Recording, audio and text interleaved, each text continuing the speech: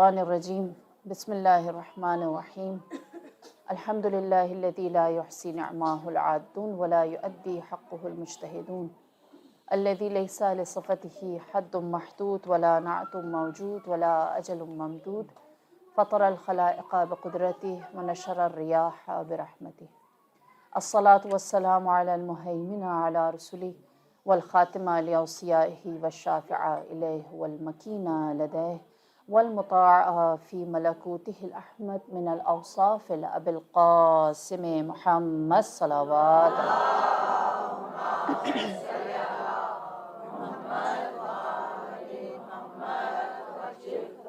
وعلى أهل بيته الطيبين الطاهرين المعصومين المظلومين سيما بقية الله في أرض روحي وأرواح العالمين لتراب مقدمه فدا. أما بعد فقد قال الله تبارك وتعالى في القرآن المجيد بسم الله الرحمن الرحيم وأسر النجوى الذين ظلموا هل هذا إلا بشر مثلكم أفتأتون السحر وأنتم تبصرون صلوات الله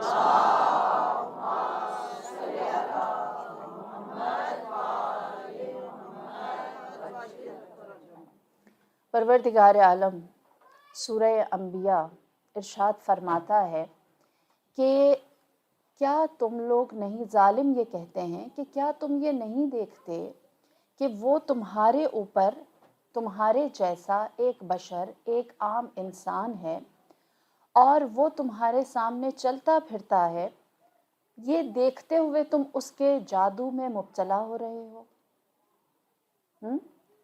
خداوند کریم انسان کو بتانا کیا چاہتا ہے کہ رسول خدا نے جب جنگ بدر، جنگ احد، جنگ خندق اور اس کے علاوہ جہاں جہاں مشرکین، منافق، بت پرست، اہل کتاب کبھی مباہلے کی صورت میں، کبھی آپ کے پاس آ کر سوال کرنے کی شکل میں کسی بھی طرح نبی کے سامنے آئے اور نبی خدا نے حجت بن کر، یعنی جو ان کی ضرورت تھی اس کے 100% ان کو جواب دیا اور وہ اس کے سامنے کچھ نہیں کر سکے، تو ظلم کرنے والوں نے ایک دوسرے کے کان میں یہ کہنا شروع کر دیا کہ یہ محمد تو ہمارے جیسا آدمی ہے، بشر مثلکم، یہ ایک عام آدمی ہے اور تم اس کو چلتا پھرتا دیکھتے ہو، پھر بھی اس کے جادو میں مبتلا ہو رہے ہو۔ خدا کہنا کیا چاہ رہا ہے؟ خدا بتانا یہ چاہ رہا ہے کہ دشمن ہمیشہ ہتھیار سے وار نہیں کرتا، دشمن ہمیشہ محاذ پر آ کر اپنی دشمنی کا اعلان کر کے نقصان نہیں پہنچاتا۔ دشمن کا کام صرف یہ نہیں ہوتا کہ اگر آپ حملہ آور ہو رہے ہیں تو وہ اس کا جواب دے رہا ہے، یا پھر کہیں پر آپ کو کمزور دیکھ رہا ہے تو آپ کی جان لے رہا ہے، بلکہ دشمن کبھی انسان کو زندہ چھوڑ کر ایک ایسی سرگوشی، کان میں کہی ہوئی بات جو تہمت، بہتان، الزام تراشی، نیگیٹو پروپیگنڈا، یا انسان کو ڈی فیم کر کے اس کے مقصد کو ختم کرنا ہے۔ ہاں، اور خدا کیا کہتا ہے اس کے جواب میں؟ کہتا ہے قال ربی یعلم، جواب دو ان کو، قال ربی یعلم القول فی السماء والارض وہو السمیع العلیم۔ آپ کہہ دیجئے جو مجھے پالنے والا ہے نا، وہ تمہاری باتوں کو جو زمین اور آسمان میں سب جانتا ہے، اور وہ سننے والا اور علم رکھنے والا ہے۔ ہاں، لہٰذا رسول اللہ کے جہاد میں جو چیز دوسرے نمبر پر آئی، بدن، ہتھیار، محاذ، میدان، لشکر، اس کے علاوہ وہ یہ تھا کہ ایک سافٹ وار نبی خدا کے خلاف شروع کر دی گئی۔ کبھی کہا جادوگر ہے، کبھی کہا کاہن ہے، کبھی کہا شاعر ہے، اور اس بات کو اتنا زیادہ اچھالا گیا۔ ایک چھوٹا سا واقعہ، ابو جہل سب نے نام سنا ہے، رسول خدا کا چچا، رشتہ دار، اس نے یہ کہا کہ نعوذ باللہ محمد کا جادو مکے میں خوب چلتا ہے۔ اور ہم اگر اپنے آپ کو مکے سے باہر لے جائیں اور محمد سے کہیں کہ جادو کر کے دکھائے تو وہاں اس کی حقیقت کھل جائے گی. لہٰذا ابو جہل نے اپنے ساتھ ایک گروہ بنایا اور نبی خدا کے پاس آئے اور کہا کہ ہمیں مکے سے باہر آپ سے ایک فرمائش کرنی. اگر کیا جو ہم کہہ رہے ہیں وہ کر دیا تو پھر ہم آپ پر ایمان لے آئیں گے.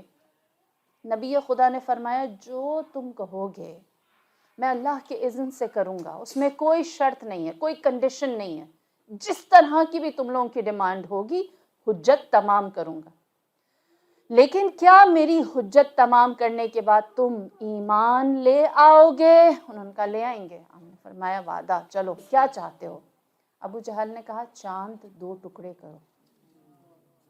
اگر یہ کر کے دکھایا نا تو ہم مان جائیں گے کہ زمین اور آسمان کو بنانے والا تمہارا معبود ہے.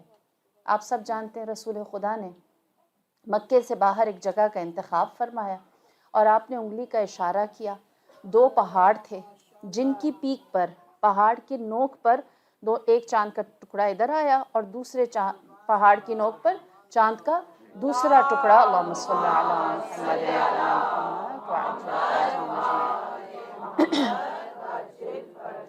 جب انہوں نے یہ دیکھا, دیکھیے جو لوگ سافٹ وار میں آتے ہیں ہاں وہ کیا کرتے ہیں, جب انہوں نے دیکھا چاند 2 ٹکڑے ہو گیا تو کہنے لگے لگتا ہے ہم یہاں جتنے بھی لوگ گروپ بنا کر نبی کے پاس آئے ہیں انہوں نے ہم سب کی آنکھوں پر جادو کر دیا ہے.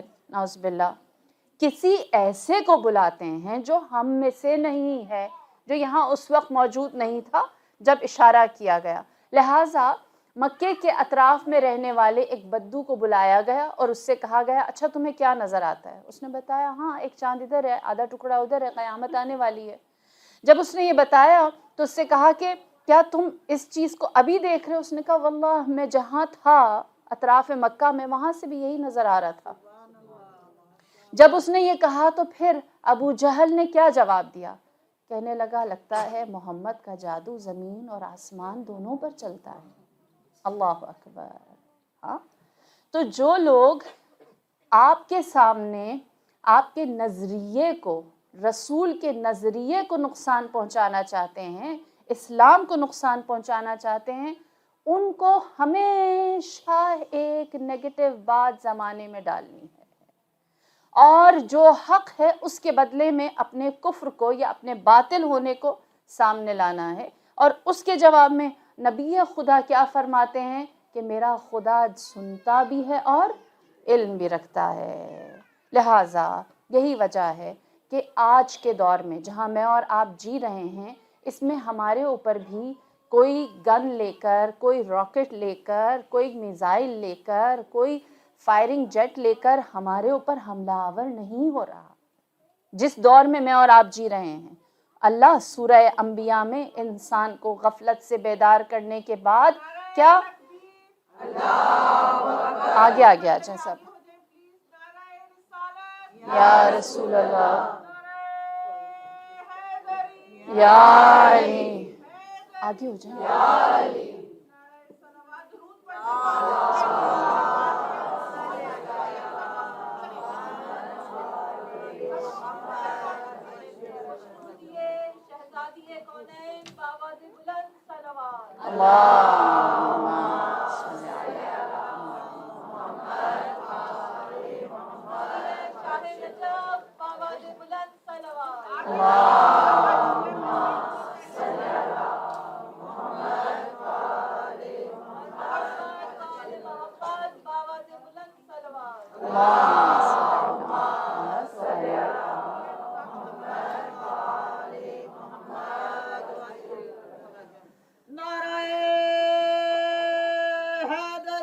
یا علی یا علی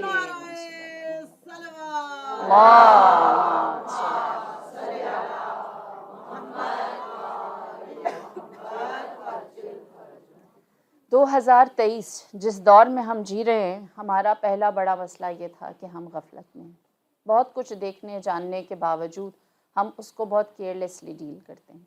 اور دوسرا آج کے زمانے میں ہمارا بڑا چیلنج ہے وہ یہ ہے کہ ہم یہ سمجھتے ہیں کہ دشمن ہے ہی نہیں, کوئی برائی ہمیں افیکٹ کرتی ہی نہیں اس سینس میں کہ اس نے ہمیں ٹارگٹ کیا ہوا ہو. یہ تو معاشرے کی برائیاں ہیں جو ہر طرف ہیں. ہمارے لیے کوئی دشمن بیٹھ کر پلانڈ اسٹریٹجی بنائے اور ہمیں افیکٹ یا ویک کرنے کی کوشش کرے، ایسا نہیں ہے. جبکہ ہم جس زمانے میں جی رہے ہیں یہ وہ زمانہ ہے جو رسول خدا نے جنگ بدر اور جنگ احد کو جیتنے کے بعد جو لڑائی لڑی تھی، آج ہم وہی لڑ رہے ہیں. نظریے کی لڑائی، ویژن کی لڑائی، سوشل سٹرکچر کیسا بنانا ہے. منافق اندر آئے گا. ہم جس زمانے میں ہیں یہ رسول کا مدینے کا زمانہ ہے، جب رسول خدا جانتے تھے کہ مدینے میں جو لوگ موجود ہیں اس میں ایک گروپ منافقین کا ہے جو نہ مشرک ہے، نہ کافر ہے، نہ بت پرست ہے، اور نہ ہی اہل کتاب میں سے ہے. وہ کہتا ہے لا الہ الا اللہ محمد الرسول اللہ روحی و جسمی لک الفدا یا رسول اللہ. اور ہے کون؟ اسلام کا دشمن. اس نے اپنے منہ پر کیا سب سے بڑا نقاب چڑھایا ہوا ہے کہ میں رسول کا صحابی ہوں اور مجاہد اسلام ہوں. اور وہ اس لیبل کو اپنے اوپر لگانے کے بعد کیا کر رہا ہے؟ اسلامی معاشرے کے اندر جو سوچ ہے، جو ویژن ہے، جو کلچر ہے، اس کو ڈیمالش کرنے کی کوشش کہ اس کے اندر وہ اسپرٹ نہ رہے. آپ جانتے ہیں ابھی کچھ دن پہلے جو قرآن والا واقعہ ہوا، اس سے پہلے رسول خدا والے جو واقعات ہوئے، اس سے پہلے بہت سارے ایسے واقعات سب کو پتہ ہے. اب کوئی بات ایسی نہیں ہے کہ مجھے بہت کوئی ریمائنڈر دینا پڑے. یہ ہر کچھ عرصے بعد ایسا کیوں ہوتا ہے؟ یہ صرف میرا اور آپ کا جو ایک دین کا بخار ہے وہ چیک کیا جاتا ہے. تھرمامیٹر تھوڑی دیر منہ میں رکھتے ہیں پھر یوں دیکھتے ہیں ہاں بخار زیادہ ہے یا کم. کتنی مسلمانوں کے اندر اسپرٹ باقی ہے، اس کو دیکھنے کے لیے ایک ٹیسٹ کیا جاتا ہے کہ آیا وہ قرآن کے لیے آج بھی کھڑے ہیں یا ان کی جو پارٹیسپیشن ہے وہ سوشل میڈیا کی ایک پوسٹ کی حد تک ہے. اگر یہ کرنے سے مسلمانوں کے اندر غم و غصہ زیادہ ہے تو ہمیں اس کے اکارڈنگلی پلان کرنا ہے، اور اگر غم و غصہ کم ہے تو ہم بہت اچھے جا رہے ہیں. یہ وار چل رہی ہے. آپ سب کی آنکھوں کے سامنے دشمن آپ ہی کا نام، آپ ہی کا چہرہ، آپ ہی کا انداز اپنا کر ہمیں ہی ان چیزوں پر کمزور کرتا ہے جس پر ہم اپنی جان قربان کرنے کے لیے تیار ہوتے ہیں. اسی لیے میرے نبی نے کیا فرمایا؟ فرمایا عاقل مومن وہ ہے جو اپنے رب کو پہچانے اور اس کی اطاعت کرے، اور مومن عاقل وہ ہے جو اپنے دشمن کو پہچانے اور اس کی نافرمانی کرے. اللہ نے قرآن میں بھی ابتدا کیسے کی ہے؟ پہلے کہا اعوذ باللہ من الشیطان الرجیم، دشمن سے دور ہو جاؤ. پھر بسم اللہ الرحمن الرحیم. ہاں کہ جو برائی ہے، جو دشمن ہے، ان الشیطان لکم عدو مبین، کھلا دشمن ہے نا. فرمایا کہ پہلے اعوذ باللہ، دشمن پہچانو. اللہ نے قرآن میں 33 جگہ پر کہا ہے کہ شیطان تمہارا دشمن ہے، اس کو پہچانو. دشمن کو پہچاننا اٹ سیلف ایک بہت بڑی عبادت ہے کہ انسان جانتا ہو کہ اس راستے جانا ہے، اس راستے نہیں جانا. اور دشمن اگر حملہ آور نہیں ہے، ہاتھ میں ہتھیار اس نے نہیں لیے ہوئے، تو یقینی سی بات ہے کہ پھر وہ زیادہ خطرناک ہے. جیسے آپ کو ایک روایت سناتی چلوں جو ہمارے دونوں ایریاز کو کور کرتا ہے. کہتے ہیں کہ ایک جنگ سے رسول خدا واپس آئے، سارے اصحاب خوشی منا رہے تھے. رسول اللہ چل کر جا رہے تھے کہ آپ کا جوتا کہیں سے نکل آیا. تو آپ نے سوال کیا کون میرا جوتا صحیح کر دے گا؟ امیر المؤمنین نے فرمایا میں اس کو صحیح کرتا ہوں. اور ایک کونے میں امیر المؤمنین جوتا صحیح کرنے لگے، یہاں تک کہ سب رسول خدا سے بات چیت شروع کی. ٹہلتے ہوئے آگے جا رہے ہیں نبی خدا اور 7 اصحاب ہیں. آپ نے فرمایا کیا میں تمہیں اس بات کی خبر دوں کہ میرے بعد ایک شخص ہے جو قرآن کی تعویل کے لیے مسلمانوں سے لڑائی کرے گا، اور اس کی وہ لڑائی، اس کی وہ جنگ ویسے ہی معتبر و مقدس ہوگی جیسے میری جنگیں تھیں۔ حیران ہوئے اور کہنے لگے کہ مسلمانوں سے لڑے گا قرآن کے لیے، اور اس کا مقام ویسا ہی ہے جیسا آپ کا ہے؟ تو آپ نے فرمایا ایسا ہی ہے۔ پوچھا وہ کون ہے؟ آپ نے فرمایا وہ جو میرا جوتا صحیح کر رہا ہے۔ یعنی یہ کہ جیسی جنگیں رسول خدا نے لڑی ویسی ہی امیر المؤمنین لڑیں گے۔ ہاں، امیر المؤمنین کی رسول خدا کی جنگیں کس سے تھیں؟ کفار، مشرک، اہل کتاب، 3 دشمن تھے نا۔ اور امام علی کی جنگیں کس سے تھیں؟ مارقین، قاسطین اور ناقصین، خیانت کار، وعدہ توڑنے والے اور بغاوت کرنے والے، ان 3 لوگوں سے جنگیں تھیں۔ اور یہ جنگ کیا صرف ہتھیار کی تھی جو امام علی یا رسول خدا نے لڑی؟ کیا صرف یہ ہتھیار کی تھی؟ نہیں۔ میں آپ سے ایک سوال کرتی ہوں، امیر المؤمنین نے جو پہلی جنگ لڑی، جنگ جمل، وہ کس لیے لڑی؟ اس لیے نا کہ آپ کو یہ کہا گیا کہ آپ نعوذ باللہ قاتل عثمان ہیں، آپ نے عثمان کو قتل کیا ہے۔ اب اس کے اوپر اگر جنگ ہو رہی ہے تو اس کا مطلب کیا ہے کہ ایک نیگیٹو پروپیگنڈا، ایک سافٹ وار، ایک غلط فہمی سب کے درمیان ڈالی گئی، اور اس کے نتیجے میں امیر المؤمنین کو مورلی کیریکٹر اسیسینیشن، آپ کی ذات، آپ کا انداز، یہاں تک کہ اگر میں تھوڑا سا حصہ بتاتی چلوں کہ قتل عثمان کے وقت اصحاب رسول خدا نے قتل کیا، لیکن اس کے بعد مدینے میں کوئی بھی حضرت عثمان کو دفنانے کے لیے تیار نہیں تھا، کوئی بھی دفنانے کے لیے تیار نہیں تھا، اتنا لوگوں میں غصہ تھا۔ امیر المؤمنین نے پورے مدینے کو ناراض کیا اور ان سب کے سامنے ایک سٹینڈ لیا اور عثمان کو دفن کیا، اور فرمایا کہ میت کی حرمت ہے، اس کو اس طرح ضائع نہ کرو۔ اور لوگوں نے امیر المؤمنین کو اس حد تک اس بات پر طعنہ زنی کی، برا بلا، مدینے والوں نے اس حد تک برا بلا کہا کہ آپ نے فرمایا کہ میں نے اتنا سنا تو مجھے لگا کہیں میں گناہ گار تو نہیں ہو گیا۔ ہاں، حقیقت یہ ہے۔ اس کے باوجود ماحول ایسا بنایا، کس نے بنایا؟ بنانے والے کون تھے؟ رسول کے خلاف تھے، قرآن کے خلاف تھے، شریعت کے خلاف تھے، سنت کے خلاف تھے۔ کون تھے؟ لا الہ کہنے والے تھے، لا الہ الا اللہ کہنے والے تھے۔ جس طرح رسول خدا نے ابو جہل جیسوں کو نمٹا، اسی طرح امیر المؤمنین نے بھی ایسے افراد کا سامنا کیا کہ جو آپ کے سامنے ہتھیار لے کر نہیں آئے، لیکن انہوں نے امام کو معاشرے میں اکیلا ضرور کر دیا، اور لوگ آپ کے خلاف دشمن ضرور ہو گئے، اور آپ کے بارے میں کم از کم لوگوں کو شک ہونے لگا کہ بعد رسول علی ابن ابی طالب کیا کر رہے ہیں۔ پتھر پہ علم دین کا گاڑا کس نے، للکار کے مرحب کو پکارا کس نے، اصحاب پیمبر تو سبھی تھے موجود، بولو بولو در خیبر کو اکھاڑا کس نے، سبحان اللہ۔ حیدری یا علی محمد و آل محمد صلوات۔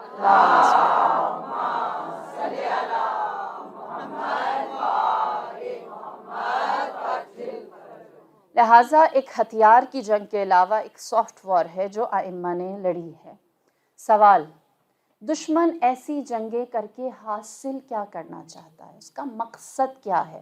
اگر یہ جنگ آج بھی ہو رہی ہے، آج بھی اگر ہمارے پاس دشمن ہمارے سامنے موجود ہے اور وہ ہمیں نقصان پہنچانا چاہتا ہے، پہلی چیز سافٹ وار کا جو مقصد ہوتا ہے، پہلی چیز کہ جو اسلام کا عقیدہ ہے یا مسلمان کا عقیدہ ہے اس کو بدل دیا جائے، خراب نہیں کرنا، بدلنا ہے، ہاں، عقیدے کے اوپر۔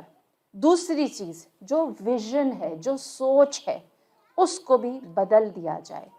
تیسری چیز جو کلچر ہے اس کو تبدیل کر دیں، اس کو بھی چینج کر دیں، اس کو بھی بدل دیں۔ اور چوتھی چیز جو سوشل سٹرکچر ہے وہ بھی چینج ہو جائے۔ یعنی ایک قوم کے جو 4 ستون ہیں، جو فنڈامنٹلز ہیں، کہ اس کا عقیدہ کیا ہے، اس کا ویژن کیا ہے، اس کا کلچر کیسا ہے اور وہ سوشلی کس طرح سے چلتا ہے. ان چاروں چیزوں کو بدلنے کے لیے ایسی وارز کا باقاعدہ اہتمام کیا جاتا ہے، جس میں طریقہ کار پہلی چیز یا پہلا سٹیپ کیا ہوتا ہے؟ سب سے پہلے نیگیٹو پروپیگنڈا کیا جاتا ہے. آپ جب جیسے ہی کہتے ہیں 9/11 تو آپ کو لگتا ہے اسلام دہشت گردوں کا دین ہے نا. یہ نیگیٹو پروپیگنڈا کیا جاتا ہے. دوسرا جو کام ہوتا ہے، دوسرا جو حربہ ہے، وہ یہ کہ برے کاموں کو آسان، ہماری ویلیوز میں جو غلط ہے یا برا ہے اس کو آسان اور اچھے کاموں کو خوبصورت بنا دیا جاتا ہے. یہ دوسرا آپ کہیں کہ اسٹریٹجی ہوتی ہے. اور تیسری یہ کہ ڈیوائیڈ کرنے، اختلاف ڈال دیں لوگوں کے درمیان، کنفیوژنز ڈال دیں. لیکن ان تینوں چیزوں کو کرنے کے بعد جس کو ٹارگٹ کیا جا رہا ہے اس کو مارنا نہیں ہے، اس کو زندہ رکھنا ہے. دشمن چاہتا ہے کہ آپ کا دین، آپ کا عقیدہ، آپ کا مقصد، آپ کا ویژن، آپ کا کلچر، آپ کا سوشل سٹرکچر ایک دم الگ کر کے بدلنے کے بعد آپ کو زندہ رکھے، تاکہ جو آپ کے اندر چینج آیا ہے وہ آپ خود ہی اگلی جنریشن کو دیں. کیونکہ ٹول جو ہے وہ ہم خود ہوتے ہیں. اس نے کسی اور چیز کے اوپر کام نہیں کیا، اس نے اب دشمن نے ہم پر ہی کام کیا اور چاہتا ہے کہ یہ زندہ رہے. اگر یہ مر گیا، اگر اس کو کچھ ہو گیا تو جو ہم نے اس پر محنت کی ہے وہ تو اگلی جنریشن میں جائے گی نہیں، اور کوئی اور کرے گا تو اس سے بہتر ہے کہ یہ یہاں پر ہمارے درمیان زندہ سلامت رہے اور جو چیزیں اس پر کام کی گئی ہیں اس کے مطابق چلے. لہٰذا پہلی چیز جو آج میں اور آپ فیس کر رہے ہیں اسلام کے بارے میں اور بالخصوص تشیع کے بارے میں، شیعت کے بارے میں، وہ ہے نیگیٹو پروپیگنڈا. اور تاریخ ہمیں کیا بتاتی ہے کہ یہ نیگیٹو پروپیگنڈا کس وقت کیا جاتا ہے. ایک آسان سی مثال، جنگ بدر پہلے ہوئی اسلام کی، اور 313 تھے، آگے 1000 سے زیادہ تھے. یہاں 2 گھوڑے تھے، وہاں 100 سے زیادہ گھوڑے، یعنی کمپیریزن ہی نہیں ہو سکتا. پھر بھی مسلمان جیت گئے. دوسری جنگ ہوئی احد کی. جنگ احد میں مسلمانوں کی جیت نزدیک تھی، جیتنے والے تھے، اور مسلمان بہت تیزی سے کفار کو مار رہے تھے. یہاں تک کہ کسی نے کہا کہ اب بھی ہو سکتا ہے کہ ہمارے پاس کوئی چانس ہو. لہٰذا کہا گیا کہ کفار نے کہا کہ کوئی چانس نہیں ہے کہ ہم کسی طرح جیت سکیں. ایک طریقہ ہے، کوئی نیگیٹو چیز مسلمانوں کے درمیان چھوڑ دو. اور کیا کہا گیا؟ کہا گیا نعوذ باللہ رسول خدا مارے گئے. اور اس طرح سے انہوں نے جنگ جیت لی. صفین امیر المؤمنین جنگ جیت رہے تھے، کچھ سمجھ نہیں آیا کیا کریں. عمرو ابن عاص نے کہا کہ قرآن نیزوں پر سوار کر کے لے جاؤ، جو ادھر حملہ کرے گا علی پر سوال ہوگا اور علی کے بارے میں لوگ برا سوچنا شروع کریں گے. یہ کس وقت جنگ کی جاتی ہے؟ نیگیٹو پروپیگنڈا کس وقت کیا جاتا ہے؟ کس کے خلاف کیا جاتا ہے؟ جس کے خلاف ہتھیار ہار جائیں. جب ایٹم بم کام کا نہ رہے، پتہ ہو کہ یہ مر جائیں گے، 1000 مر جائیں گے، 1,00,000 مر جائیں گے، کروڑ مر جائیں گے، وہ جو 2 بچیں گے وہ پھر شروع ہو جائیں گے. تو اس سے ان کو مار کے کوئی فائدہ نہیں ہے. اس لیے ان کے خلاف ایسا نیگیٹو پروپیگنڈا کرو کہ یہ زندہ بھی رہیں تو ہمارے لیے نقصان دہ نہ ہوں. ائمہ نے بھی اس جہاد کو فیس کیا ہے، اور ائمہ کے لیے جو لوگ استقامت کے ساتھ، ڈٹرمنیشن کے ساتھ کھڑے رہے ہیں، وہی ان کے محب قرار پائے ہیں. ایک چھوٹی سی مثال دیتی ہوں جو بہت مشہور نہیں ہے. ہمارے 7ویں امام باب الحوائج امام موسیٰ کاظم علیہ الصلوۃ والسلام، اللہم صلی علی محمد. آپ کے اصحاب خاص میں سے ہیں یونس ابن عبد الرحمن، اور آپ ہی کے اصحاب خاص میں سے ہیں علی ابن ابی حمزہ بطائلی. 7ویں امام کے اصحاب میں سے یونس بھی اور علی ابن حمزہ بھی. علی ابن حمزہ جو ہے وہ امام ہفتم کا اکاؤنٹنٹ تھا، سارے پیسے اس کے پاس ہوتے، اور امام اس کے اوپر اس حد تک ٹرسٹ کرتے کہ امام نے اپنی جتنے پیسے اور فائنینسز تھے وہ اس کے پاس رکھے اور اسے کہتے تھے تم میرے امین ہو. علی ابن حمزہ یونس ابن عبد الرحمن وہ علم دوست تھے، امام سے روایات سنتے، نقل کرتے، لکھتے اور اسے آگے بیان کرتے۔ وہ شاعر تھے، خطیب تھے، اور مختلف جگہوں پر وہ خطبے دیا کرتے اور لوگوں سے مناظرے کرتے تھے امامت کے بارے میں۔ ایک سوشل پبلک فگر تھے اور علم کے میدان میں امام سے بہت کلوز تھے۔ جب 7ویں امام کی شہادت ہوئی تو اس کے بعد آپ جانتے ہیں علی ابن حمزہ بطائنی نے جب دیکھا اتنے پیسے امام چھوڑ کر گئے تو شیطان اس پر غالب آ گیا، اور علی ابن حمزہ نے کہا کہ یہ پیسے میں امام کے بچوں کو دے دوں، اور وہ جو جی میں آئے کرتے رہے، میری محنت ہے ساری۔ لہٰذا اس نے اعلان کیا، اس نے کہا کہ امام کی اولاد تھی، پھر بھی انہوں نے مجھے امین سمجھا، میرے پاس سب کچھ رکھا، تو میں تمہارا امام ہوں۔ علی ابن حمزہ بطائنی، اس نے کہا میں تمہارا امام ہوں، اور اس کے لیے اس نے لوگوں کو خریدنا شروع کر دیا، اور کچھ لوگ جو بالکل ہی معصوم تھے وہ اس کی ان باتوں میں آ گئے اور اس کو امام برحق سمجھنے لگے۔ اور جب اس نے لوگوں کو اپنی جانب کیا تو جناب یونس ابن عبد الرحمن جو صاحب علم تھے، انہوں نے اس کو بے نقاب کیا اور جواب دینا شروع کیا، امامت کی علامتوں کا سوال کیا۔ روایت کہتی ہے کہ علی ابن حمزہ بطائنی نے کہا کہ اے یونس ابن عبد الرحمن، میں تمہیں 10,000 دینار دیتا ہوں، تم یہ لو اور خاموش ہو جاؤ، خاموش ہو جاؤ۔ اب دیکھیے کہاں سے نیگیٹو پروپیگنڈا شروع ہوتا ہے، کس کے خلاف شروع ہوتا ہے۔ ہاں، آپ اگر کہیں کہ کیوں ہمارے خلاف کوئی کرے گا، آپ کو سمجھ آئے گی۔ جیسے ہی یونس ابن عبد الرحمن نے دیکھا کہ علی ابن حمزہ تو راستہ بدل دیا، گمراہ ہو گیا اور مجھے بھی اپنے ساتھ لے کر جانا چاہتا ہے اور مال کا مجھے رشوت کا لالچ دیتا ہے، تو کہا واللہ میں نے خود اپنے امام سے سنا ہے کہ جب بدعتوں کو داخل ہوتے ہوئے دیکھو تو عالم کا فرض بنتا ہے کہ سب سے پہلے اس کے اوپر فریاد بلند کرے۔ میرا فرض بنتا ہے کہ میں سب سے پہلے تجھے بے نقاب کروں، چاہے جائے کہ میں تیرا ساتھ دوں، وہ بھی پیسے لے کر، امام کی جگہ تجھے اپنا ساتھی سمجھوں، واللہ ایسا ہرگز نہیں ہوگا۔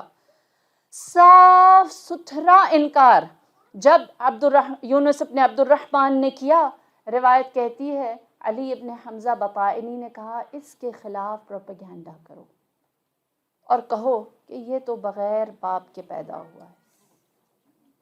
تاریخ نے لکھا یونس ابن عبد الرحمن، اصحاب امام موسیٰ کاظم، ان کے اوپر ایسے بہتان اور الزامات لگائے گئے کہ آپ نہ مدینے میں رہ سکے، نہ بغداد میں رہ سکے، نہ حج کر سکے، یہاں تک کہ آپ امام رضا کے پاس گئے اور آپ نے امام رضا سے سوال کیا اور کہا مولا میں نے صرف علی ابن حمزہ سے یہ کہا تھا کہ میں آپ کا ساتھی ہوں، اور جواب میں اس نے نہ جانے کیا کیا کہہ دیا میرے بارے میں کہ میں اب کہیں پر حتیٰ خانہ خدا کا طواف بھی نہیں کر سکتا، لوگ مجھے دیکھتے ہیں تو میرے بارے میں بدظن ہو جاتے ہیں۔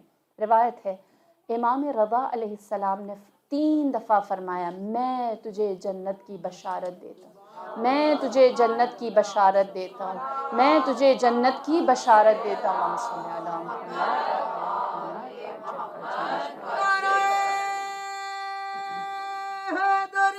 یا علی یا علی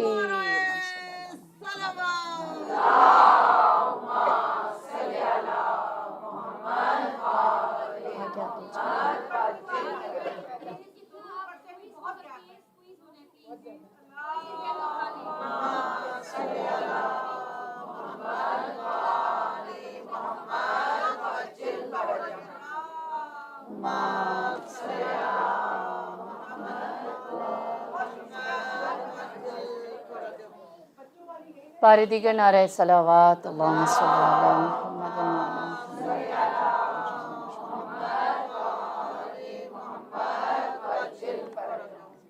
امام رضا نے ان تمام شبہات کو دور کرنے کے لیے 3 دفعہ خبر دی کہ اے یونس ابن عبد الرحمن تمہیں میں جنت کی بشارت دیتا ہوں۔ امام نے یہ خبر دی۔ جب وہ امام کے پاس بیٹھے ہوئے تھے یونس ابن عبد الرحمن، کچھ لوگ جب داخل ہوئے تو امام نے فرمایا تم فی الحال پردے میں رہو، سامنے مت آؤ۔ لوگ آئے اور امام رضا کے سامنے، یونس ابن عبد الرحمن سن رہے ہیں کہ کون لوگ آئے ہیں امام سے ملاقات کے لیے، اور اس پوری ملاقات میں لوگ امام رضا کو کنونس کرتے رہے کہ یونس ابن عبد الرحمن ایک بد کردار آدمی ہے جس کا حسب نسب بھی معلوم نہیں ہے، یا نعوذ باللہ خراب ہے۔ امام نے فرمایا جواب میں، یونس ابن عبد الرحمن میرے لیے ویسے ہی ہے جیسے رسول خدا کے لیے سلمان فارسی۔ آپ نے فرمایا کہ وہ میرے لیے ایسے ہی ہے جیسے نبی خدا کے لیے سلمان فارسی۔ تصور کریں کہ یہ سننے کے باوجود انہوں نے کہا واللہ امام ہم حیران ہیں کہ ایسے شخص کو آپ نے اپنے لیے سلمان فارسی بنایا ہے۔ کس حد تک نیگیٹو پروپیگنڈا کس کے لیے ہوا؟ جو استقامت کے ساتھ حق کے لیے کھڑا ہے اس کے خلاف ہوا۔ تاریخ نے نہیں لکھا علی ابن حمزہ بطائنی برا ہے، اس کے حسب نسب پر کوئی نہیں گیا۔ جو نیگیٹو پروپیگنڈا ہوا وہ اس کے لیے ہوا جو حق پر کھڑا ہے، جس نے حق کا ساتھ دیا ہے۔ لہٰذا ہم اگر یہ کہیں کہ ہمارے اوپر کیوں کوئی ٹارگٹ کرے گا، کیوں کوئی شیعوں کو ٹارگٹ کرے گا، آپ حسین کے لیے کھڑے ہیں، آپ کربلا بھلاتے نہیں ہیں، آپ حق اور باطل میں تمیز کا جو معیار ہے اسے ہلنے نہیں دیتے۔ تاریخ گواہ ہے آج تک کوئی تحریک اتنی کامیاب نہیں ہوئی جتنی عزاداری یا حسینیت کی تحریک ہے، جو ہر زمانے میں اسی جذبے کے ساتھ جاری و ساری رہی۔ کبھی لوگوں نے ہاتھ کٹوائے، کبھی اولادیں دے دی، کبھی مال دے دیا، کبھی وطن چھوڑ دیا، کبھی جانیں دے دی، سب کچھ کرتے ہیں لیکن اس مقصد سے ہلتے نہیں ہیں۔ اس لیے نیگیٹو پروپیگنڈے بیچ میں ڈالے جاتے ہیں۔ اور رسول خدا نے ان کا سامنا کیسے کیا؟ میری جان قربان، میرے نبی کی اس حکمت کے اوپر۔ آپ کے زمانے میں بھی تو ایسے لوگ تھے نا جن کو نبی کا نبی ہونا اچھا نہیں لگتا تھا، تو آپ نے کیا کیا؟ آپ نے ایسوں کو اپنے قریب کر دیا۔ نبی نے اپنے صدر اسلام میں، آغاز اسلام میں، آپ نے ایسے مقام پر دشمن کو اپنے قریب کیا اور اپنی آنکھوں کے سامنے رکھا، کچھ سے رشتہ داری بھی بنا دی، ان کا اور اپنا فائدہ بھی ایک کر دیا، ان کا اور اپنا نام بھی ایک کر دیا، ان کی اور اپنی غیرت بھی ایک کر دی کہ اگر مجھے نقصان پہنچاؤ گے تو تم بھی نقصان میں شریک ہوگے، اور اگر میرا فائدہ کرو گے تو تمہیں بھی فائدہ ہوگا، اور اگر تم میرے خلاف کچھ کرو گے، تمہارا گھر میرا گھر ہے، تمہارا دسترخوان میرا دسترخوان ہے، تمہارے مہمان میرے مہمان ہیں، اور میں اس پر سوال کرنے کا حق رکھتا ہوں۔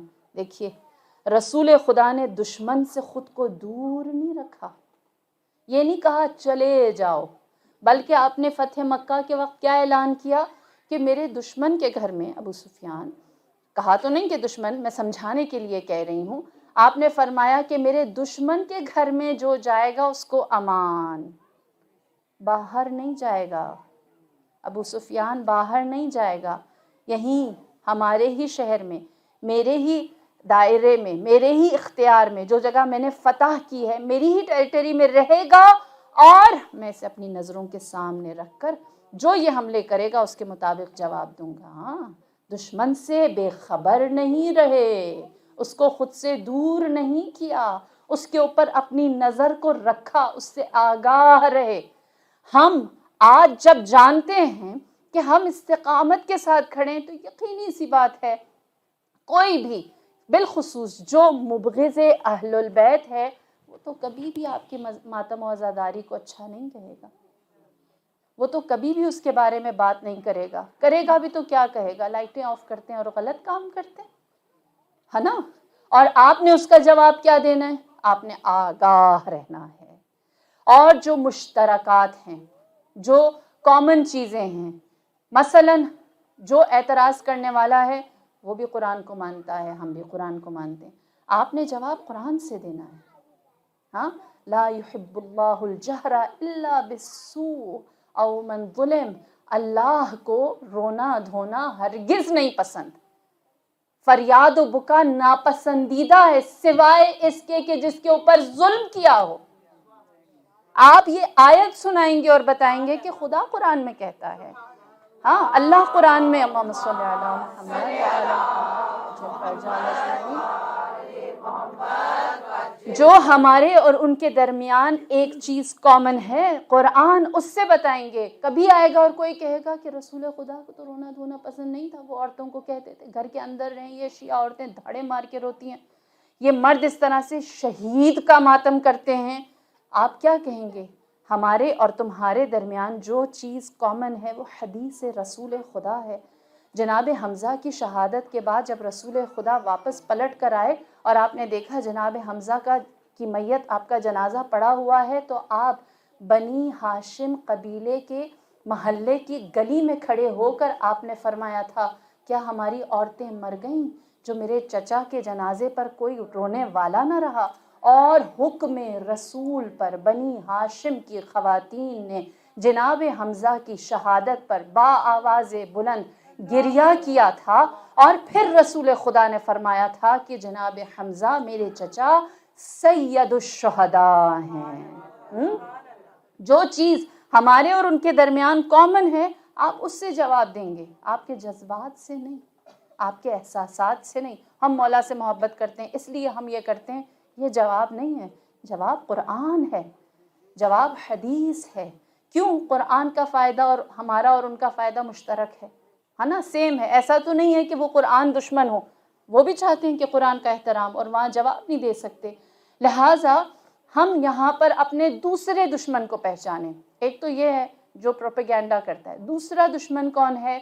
جس کی نہ کوئی بارڈر ہے, نہ ہی وہ ہمارے لیے کوئی اسٹرینجر اجنبی ہے, نہ ہی کوئی وہ بدصورت یا خطرناک ہے, اور نہ ہی وہ ہم سے دور ہے. جو ہم سب کے اتنے قریب ہے, اتنا مانوس ہے, اتنا نزدیک ہے, اتنا اپنا ہے کہ اس کے بغیر ہماری زندگی نہیں گزرتی. حضرت فون علیہ السلام ہے نا. اس کے اندر جو دشمن بیٹھا ہے, جو اسکرین آپ کو گناہ کی عادت ڈال رہا ہے, جو بتا رہا ہے کہ یہ تو بہت کامن ہو چکا ہے, اس کو کیوں برا سمجھتے ہو, اور جو اسلام کی ویلیوز ہیں ان کے بارے میں اتنا نیگیٹو دکھایا یا بتایا جاتا ہے کہ اگر کسی کو ایسا کہہ دیا کسی غیر مسلم کو تو بہت اخلاقی لحاظ سے ایتھیکلی اچھی بات نہیں ہوتی. تو یہ جو اسکرین ہے یہ کبھی کبھی ہماری آنکھوں کے سامنے ان عام گناہ کو اتنا عام آسان بنا دیتا ہے کہ ہمیں بھی وہ گناہ کرنا معمول لگتا ہے. مثال کے طور پر گانا سننا کیا ہمارے لیے گناہ ہے؟ لیکن ہم کیا اس گناہ کو کرتے ہوئے سوچتے ہیں کہ ہم گناہ کر رہے ہیں؟ نہیں. آپ ٹک ٹاک دیکھ ہی نہیں سکتے بغیر گانا سنے, آپ کوئی ایڈ دیکھ ہی نہیں سکتے بغیر گانا سنے. آپ کبھی ایسے بھی ایڈز آتے جو سکپیبل نہیں ہوتے ہے نا. آپ کو پہلی دوسری لائن تو شاید ہی یہاں کوئی مومنہ ایسی ہو جیسے گانے مشہور گانوں کی پہلی دوسری لائن نہ آتی ہو. میں نہیں کہتی آپ نے سنا ہے, لیکن اس اسکرین نے ہمارے لیے ان چیزوں کو اتنا آسان اور مہیا کر دیا ہے کہ ہمارے اور ان کے درمیان کوئی خوف نہیں رہا کہ ہم کہیں کہ ڈر ہے کہ ہم کہیں گناہ نہ کر لیں. جب سکپیبل نہیں ہوتا تو ہم سوچتے ہیں تھوڑی دیر میں ختم ہو جائے گا پھر اٹھا لیں گے, وہ آپ کے کان میں بجتا ہے. ہاں, آپ اس چیز کو دیکھتے مانوس ہو جاتے ہیں, فاصلے ختم ہو جاتے ہیں. یہ ایسا دشمن بیٹھا ہے جو آپ کو یہ بتاتا ہے کہ یہ اتنا بڑا گناہ نہیں ہے, یہ اتنی بڑی چیز نہیں ہے, اتنی کامن ہے, ہر جگہ ہے, اتنی زیادہ, اتنی فراوان ہے کہ اس سے کیا مسئلہ ہو سکتا ہے. یہ ایک بندی اپنے لیے گا رہی ہے, گا کے ختم, وہ خود ہی جائے گی جہنم میں. یہ تھوڑی دیر کے لیے آئے, تھوڑی دیر کے لیے اس کو نگلیکٹ کر دیا جائے. جبکہ اس ایک گانے کو جو ہمارے ہاں آج کل بہت زیادہ رائج, بہت زیادہ سملر ایسا ہوتا جا رہا ہے کہ اس پر شاید ہی کوئی وہ اعتراض کرے, جبکہ امام موسیٰ کاظم علیہ الصلوۃ والسلام اللہم صل علی محمد آپ کو تنگ جیل سے نکال کر, قید خانے سے نکال کر کسی نے آپ کو ایک پرآسائش قید خانے میں رکھا. آپ نے فرمایا مجھے یہاں سے لے جاؤ, مجھے اسی تنگ قید خانے میں جانا ہے. پوچھا کیوں؟ فرمایا یہاں گانا بجانے کی آواز آتی ہے. ہم کتنی دور چلے گئے, دشمن کتنا کامیاب ہو گیا ہے. اس اسکرین نے ہمیں ائمہ کی سیرت کتنی بھلا دی ہے نا. فیتھ میں کہہ رہی تھی کہ عقیدے پر یہ لوگ اٹیک کرتے ہیں، ہمارے ویژن پر اٹیک کرتے ہیں، ہمارے کلچر پر اٹیک کرتے ہیں. یہ ہے ہمیں پتہ ہی نہیں چلتا، غیر محسوس ہو جاتا ہے، لیکن ہم اس کے اتنے عادی ہو جاتے ہیں کہ ہمارے لیے مشکل ہے ہم اس سے اپنا دامن چھڑا سکیں یا اس سے اپنے آپ کو الگ کر سکیں. لہٰذا یہ وہ دشمن ہے جو ہمارے گھروں کے اندر موجود ہے، اور ہم اس کا سامنا کرتے ہوئے یہ سمجھتے ہیں کہ یہ ہماری ہی زندگیوں میں سے ایک ہے. اور پھر روایت کہتی ہے کہ جو شخص اپنے دشمن کے سامنے سکوت کرے، خاموش ہو جائے، چپ ہو جائے دشمن کے سامنے، پھر وہ اپنی ناکامی کا صحرا کسی اور کے سر نہ ڈالے. پھر اس نے خود اپنی ناکامی کو یعنی اپنی گمراہی کو خود دعوت دی ہے، وہ خود اس کا ذمہ دار ہے. کیوں؟ کیونکہ اس نے اپنے دشمن کے سامنے اپنے لیے کوئی سٹیپ نہیں اٹھایا. دعا دوں گی آپ سب کو، بالخصوص ہماری وہ نوجوان نسل جو اس وقت اس سافٹ وار میں سب سے پہلے فرنٹ لائن پر ٹارگٹ ہوتی ہے. پروردگار آپ سب کے عقیدے کو، آپ سب کے ایمان کو، آپ سب کے افکار کو حسینی و زینبی رکھے انشاءاللہ. اور اس فرش ازاں کے طفیل، اس فرش ازاں کے بدل پروردگار سب کے دلوں میں لگے ہوئے، مجھ سمیت سب کے دلوں میں لگے ہوئے زنگ کو دور کرے، اور ہم دشمن کے اس حربے کو دیکھ سکیں، ہم دشمن کو پہچان سکیں، ہم دشمن کو دشمن تو سمجھ سکیں. ہم اتنے پیچھے جا چکے ہیں کہ ہم دشمن کو دشمن نہیں سمجھتے. خداوندہ ہمیں ایسی بابصیرت آنکھ دے کہ ہم دشمن کو دشمن دیکھ اور سمجھ سکیں اور اس کے خلاف کھڑے ہو سکیں. اسی لیے میں بار بار کہتی ہوں کہ یوتھ کے ساتھ سیشن رکھیں، کوسچن آنسر سیشن رکھیں، میرے پاس بھیجیں. آپ لوگوں سے بھی میں ریکویسٹ کروں گی کہ میں مجلس کے بعد بھی یہاں بیٹھی ہوتی، یہی مقصد ہے جو میں مجلس میں ابھی بیان کر رہی ہوں کہ ہماری نوجوان نسل انٹریکٹ کرے. ایک فارمل سی مجلس اٹینڈ کرنے کے بعد بہت سارے باتیں دماغ سے صاف نہیں ہوتی، اس کے بعد بھی سوال و جواب کی عادت ڈالیں، اپنے اذہان میں موجود شبہات کو دور کریں. کچھ میرے لیے زیادہ راہ اکٹھا ہو جائے گا، کچھ آپ کے لیے اسلام کو سمجھنا آسان ہو جائے گا، اور جو حق ہے اس فرش کا وہ کسی طور ادا ہو سکے گا. اور آج کا دن جو منسوب ہے امام کے ایسے دوست، ایسے محبوب سے جو تاریخ عالم کے لیے مثال ہیں. آج بھی اگر آپ قبر امام حسین کی زیارت کے لیے جائیں تو آپ کو امام کی قبر سے نزدیک جو کربلا کا شہید ملتا ہے وہ ہے حبیب ابن مظاہر. حبیب ابن مظاہر، وہ دوست، وہ یار جس کو نرغہ عادہ میں جنت کے شہزادے نے یاد کیا تھا. جناب حبیب بچپن سے ہی امام سے انتہائی عشق و محبت کرتے، جس کے گواہ رسول تھے، اور رسول خدا نے جناب حبیب کو دعا دی، فرمایا خدا تجھے سلامت رکھے، تو میرے حسین کا حبیب ہے، یعنی محبت کرنے والا ہے. 2 محرم امام کربلا پہنچے. امام نے تمام صفوں کو، خیموں کو، تمام چیزوں کو آراستہ کیا. ایک دفعہ دشمن کے لشکر کی جانب نظر کی اور ایک دفعہ اپنے لشکر کو دیکھا. جب اپنے لشکر میں ساتھیوں کی، یاران کی کمی دیکھی تو مولا نے خط لکھا جناب حبیب ابن مظاہر کو. جب حبیب کو وہ خط ملا، روایت کہتی ہے کہ جناب حبیب اپنی زوجہ کے ساتھ کھانا کھا رہے تھے. غلام نے وہ خط لا کر دیا جس میں مرد فقیہ کہہ کے مولا کو حبیب کو مخاطب کیا تھا. مولا نے، اے مرد فقیہ، تمہارا یار حسین نرغہ عادہ میں تنہا ہے، ہو سکے تو میری نصرت کے لیے دشت نینوا پہنچو. جناب حبیب نے جب وہ خط پڑھا تو کچھ دیر کے لیے خاموش رہے. زوجہ حبیب نے جب حبیب کی خاموشی کو دیکھا، گھبرا کر کہا ایسا تو نہیں کہ تو ہماری جان کی اور ہماری عزت کی فکر کرتا ہے؟ جناب حبیب خاموش رہے.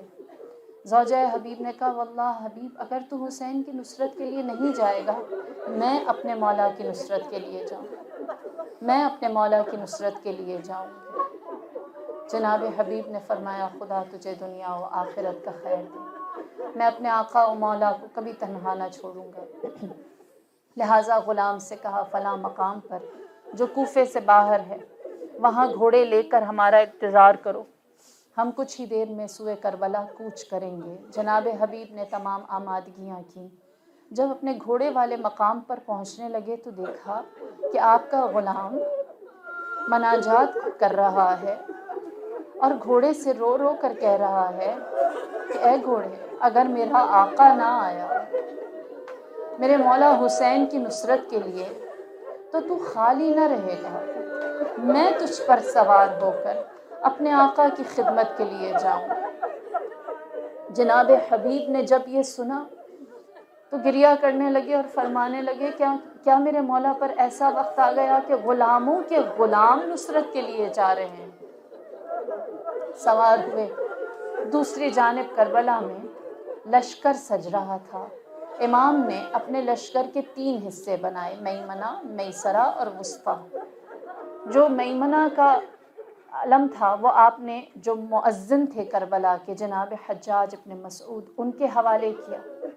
جو وسطیٰ تھا، بڑا لشکر تھا، درمیان کا لیڈنگ لشکر تھا، اس کا علمدار ابوالفضل العباس کو بنایا۔ البتہ جب تیسرے حصے کی باری آئی تو میرے آقا حسین اپنے ہاتھ میں علم لے کر دائیں بائیں دیکھنے لگے۔ چاہنے والوں نے کہا مولا یہ تیسرا علم کس کو دیں گے؟ فرمایا شاید اس علم کو اٹھانے کا جو حقدار ہے وہ آنے والا ہے۔ آپ نے علم امامت سے خبر دی۔ کچھ ہی دیر میں کوفے کی طرف سے دھول اٹھتی ہوئی دکھائی دی۔ کہا کوئی شخص ہے جو ہماری جانب بڑھ رہا ہے۔ میرے آقا نے باہیں پھیلا دی، فرمایا میرا یار، میرا دوست، میرے بچپن کا ساتھی حبیب ابن مظاہر آیا۔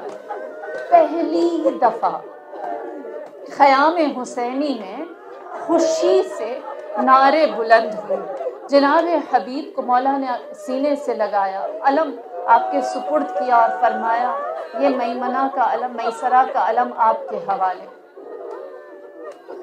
نعرے کی آوازیں، خوشی کی آوازیں جب جناب زینب کبریٰ کے کانوں سے ٹکرائی تو آپ نے پوچھا کہ لشکر میں ایسی کیا خبر ہے جو ایسے نعرے لگ رہے ہیں؟ بتایا گیا کہ جناب حبیب کوفہ سے آئے ہیں۔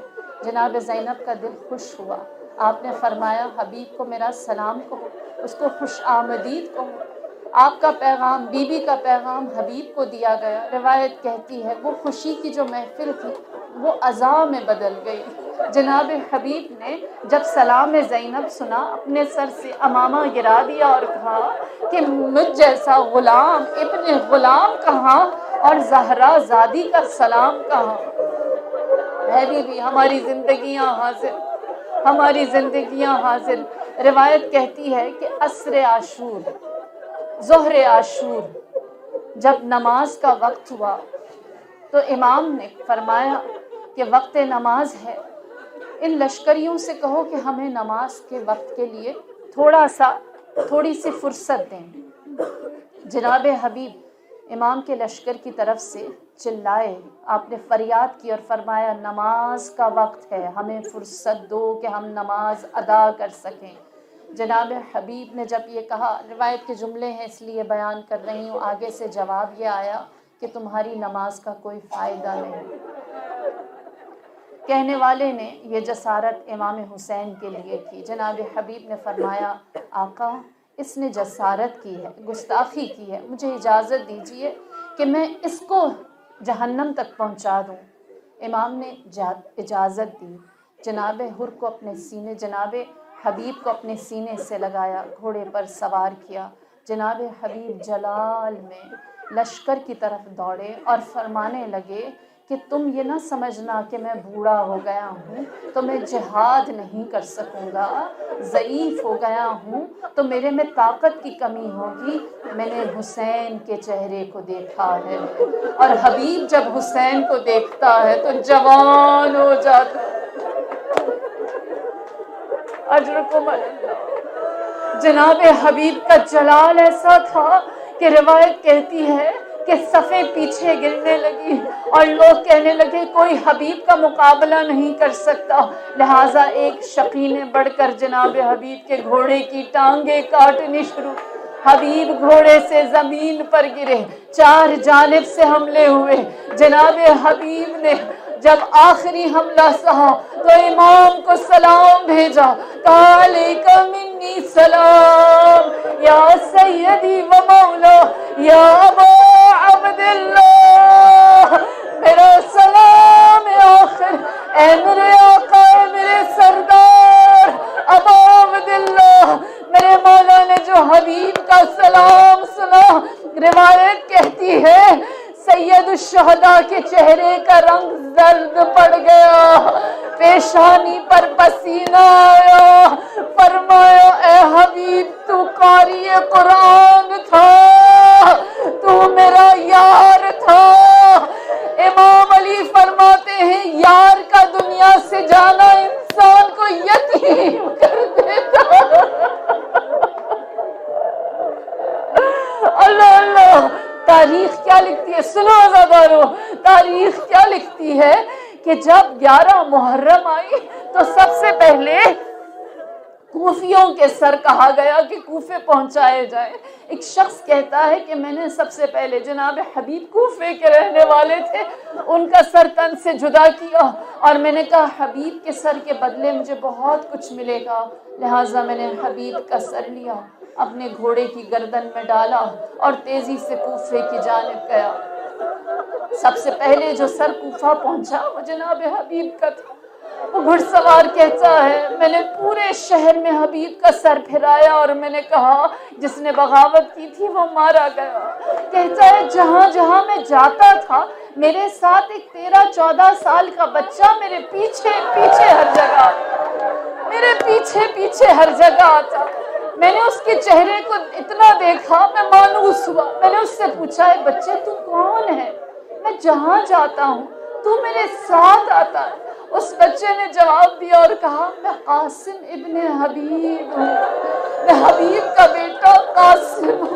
یہ جو سر تیرے پاس ہے یہ میرے بابا کا سر ہے, تو جہاں لے جاتا ہے میں اپنے شہید بابا کو سلام کرتا ہوں.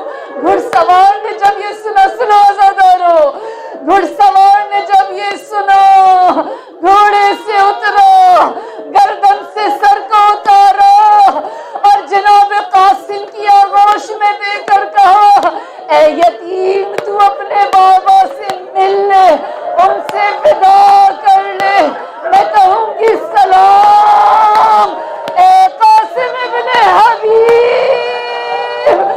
آپ نے اپنے بابا کے سر کو آغوش میں لیا اور ودا کیا. ہائے 4 سال کی سکینہ, ہائے 4 سال کی سکینہ. کربلا سے کوفہ, کوفہ سے شام, شام سے دربار شام, دربار شام سے زندان شام.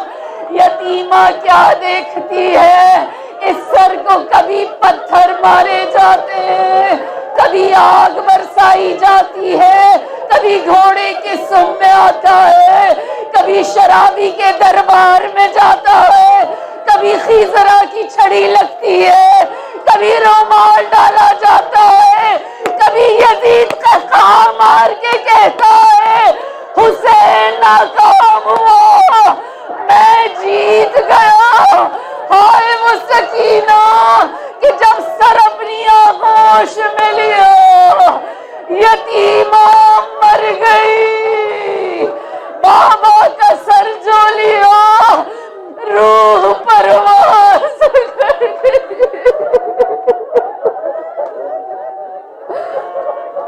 الا لعنت اللہ علی القوم الظالم.